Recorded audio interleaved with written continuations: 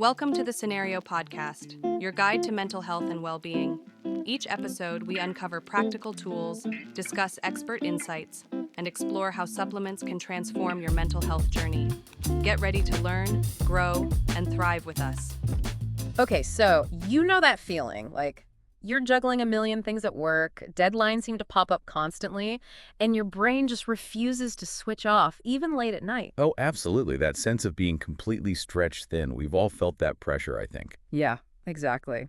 So today we're going to take a really deep dive into work stress and how therapy can actually be a powerful tool, not just for understanding it, but for doing something about it. Right. And it's important to understand it's more than just feeling a bit busy or frazzled, isn't it? Mm-hmm.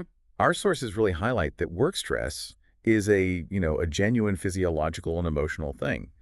It kicks in when the demands of the job feel like they're exceeding our capacity, our resources, or maybe even just our basic needs. And the real problem starts when we get stuck in that high alert fight or flight mode for too long. Precisely. That prolonged activation is where the harm comes in. So the goal for us today really is to give you, the listener, some clarity, maybe some potential solutions or strategies to start regaining that sense of control, both at work and, in life generally. And therapy is key here. It's not just like venting for an hour, although that can feel good. It's really about building evidence-based skills. Practical tools, exactly. So maybe we should start with the scope. Just how big of a problem is this? Well, it's significant. Our sources are pretty clear that work stress is actually a leading cause, or at least a major contributor, to a whole range of mental and physical health issues. Wow, okay. So it's not something minor. Not at all. It has real consequences. And the causes, people probably recognize a lot of these. Heavy workloads, those crazy long hours. That was top of the list. Then you have things like poor communication in the workplace or maybe even a toxic environment. That's incredibly draining. Hugely draining. Also, that feeling of having no control over your tasks or your schedule, lack of support from management or colleagues. Job insecurity, too, that constant low-level anxiety about the future. Yes. And just the struggle to balance it all, work, life, family, everything. It's a common recipe for stress. And this isn't just a static thing, right? It can get worse over time. Absolutely. Unchecked, chronic work stress often progresses. It can lead straight to burnout, that state of just complete emotional, physical, and mental exhaustion. Which then impacts your performance, naturally. Right. And it strains relationships both at work and at home. And longer term, it can genuinely contribute to significant medical problems. Let's talk about that impact a bit more. It's not just feeling stressed at work. No, the effects are really far-reaching. Yeah. Our sources detail quite a list. Think persistent fatigue, like the kind sleep doesn't fix. Trouble sleeping in the first place, maybe. Exactly. Insomnia, disrupted sleep, and there's muscle tension, chronic headaches, digestive problems. Things you might not immediately connect to work stress. Precisely. But also things like elevated blood pressure, a weakened immune system, you find yourself getting sick more often. Mentally, too, right? Decreased motivation. Yeah, definitely.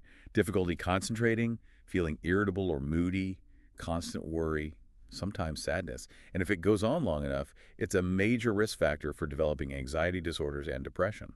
And crucially, this stuff doesn't just stay at the office when you clock out at 5 meter. Not a chance. It spills over. It affects your personal life, your relationships, your hobbies, your overall enjoyment of life. It really diminishes your sense of well-being. Okay, so it's a serious issue with wide-ranging effects. The big question then is, what can we actually do? How does therapy fit in?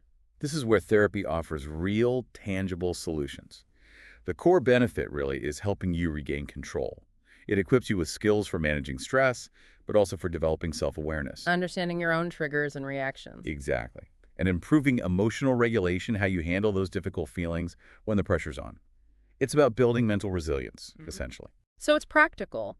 Our sources mention specific things like exploring the deeper roots of workplace anxiety or what leads you specifically towards burnout. Yes, getting underneath the surface.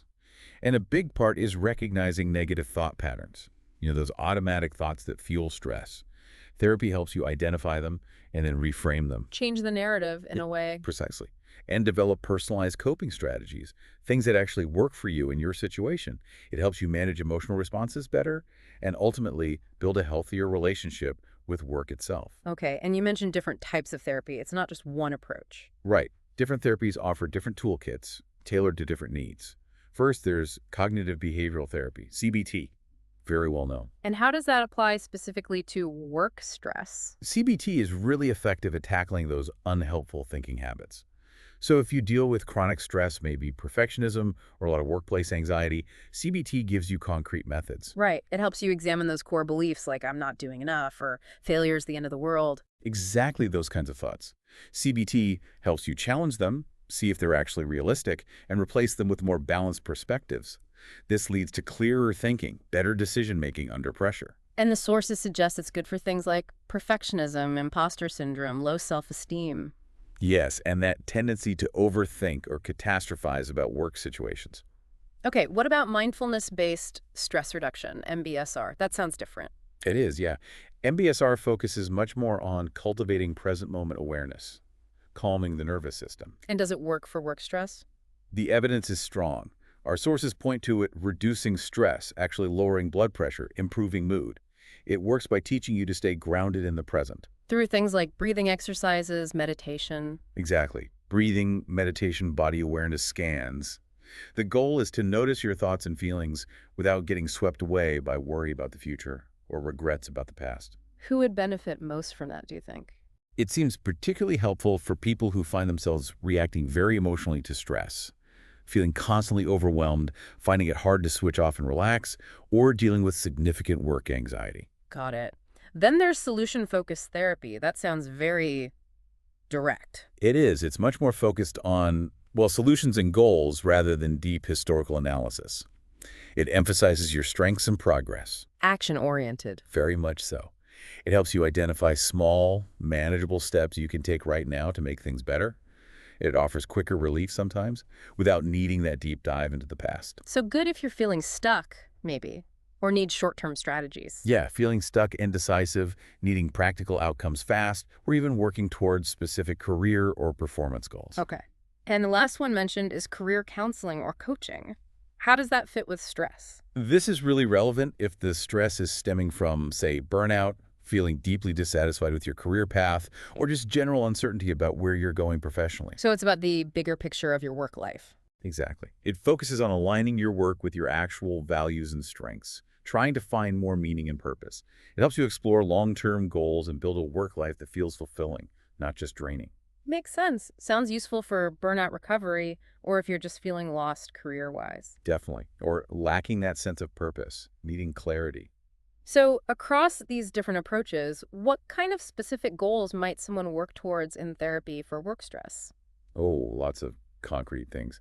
Our sources list common ones like learning to set healthier boundaries. That's a big one. Saying no sometimes? Absolutely. Improving time management, getting better at prioritizing tasks, communicating more assertively, especially with managers or difficult colleagues. Reducing perfectionism too, perhaps. Yes, managing those perfectionistic tendencies, and even managing the physical symptoms, finding ways to improve sleep or reduce that chronic fatigue. And the point is, these changes help at work, but also just generally. Right. They boost your overall well-being, not just your work life. Okay, so how does someone know if it's actually time to seek this kind of help? What are the signs? Our sources give some clear indicators. Things like constantly feeling drained, just dreading work every single day. Losing interest in things you usually enjoy outside work. That's a key one. Changes in sleep or appetite, feeling emotionally out of control or overwhelmed frequently. Difficulty focusing, maybe? Making mistakes? Yes, trouble concentrating. And those persistent physical symptoms we talked about, the headaches, the muscle tension, maybe even noticing your blood pressure is up. And you don't need to tick all those boxes, right? No, absolutely not. The sources emphasize that even identifying strongly with one or two of these signs could mean therapy is a really valuable step. It can be a turning point. It's not just for crisis situations. Not at all. It's preventative too. Now, therapy is powerful, but are there other things people can do alongside it? Complementary strategies. Yes, definitely. Lifestyle changes can really support the process. Our sources mention simple things like daily mindfulness, even just 5 minutes of focused breathing or quick journaling. Exercise is usually on these lists. It is. Regular physical activity is huge. Also, setting digital boundaries, actually switching off from work emails and notifications. Protecting your personal time and building a support system. Crucial. Connecting with friends, family, people you trust. And the sources also briefly mention some natural supplements like magnesium, ashwagandha, L-theanine. But with a caution, I assume. Always. They stress the importance of talking to your doctor before starting any supplements. That's key. Right. Good advice. So, wrapping this up, what's the main takeaway message here? I think the central message is that seeking therapy for work stress isn't weakness. It's actually a sign of strength. It's a proactive step towards better mental health, better performance, and importantly, a more balanced life. Yeah, it's about taking control. It's not about making stress disappear entirely. That's probably impossible. Exactly. It's about learning to cope effectively, navigating the challenges with more intention, more awareness, and more self-compassion too. Definitely. So as you've been listening to all this, maybe think about what really resonated with you. Which points hit home? And maybe, just maybe, consider what one small step you could take, starting today, towards building a healthier relationship with your work. That's certainly some food for thought. Thanks for tuning in to the Cenario podcast. Don't forget to visit Cenario.com for more expert tips, articles, and supplements designed to support your mental health. If you enjoyed this episode, remember to subscribe and share it with a friend. Until next time, take care of yourself.